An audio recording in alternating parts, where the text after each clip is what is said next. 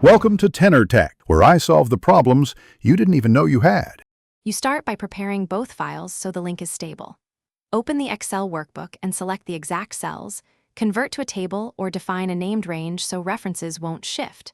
Save the Excel file, then open a new or existing Word document and position the cursor where the data will appear. Make sure both files are saved to a persistent location. This avoids broken links when you move or rename files later. Now you're ready to insert the live link.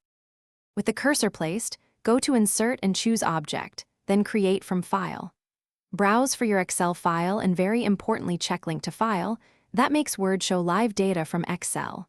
If you want a visual table, insert a range by copying in Excel and using Paste Special Paste Link Microsoft Excel Worksheet Object. Once pasted, the area updates when Excel changes. You can resize the object in Word and double-click to open the source in Excel when needed. Finish by verifying the link works. Save both files, then update links from Word's Edit Links dialog or right-click the object and choose Update Link. If you alter the Excel layout, keep the named range or table intact so Word continues to reference the same cells. If the link breaks after moving files, use Edit Links to change the source path or relink the object. One quick troubleshooting tip. If values won't refresh, open the Excel source and enable content, then force update links in Word to restore the live connection.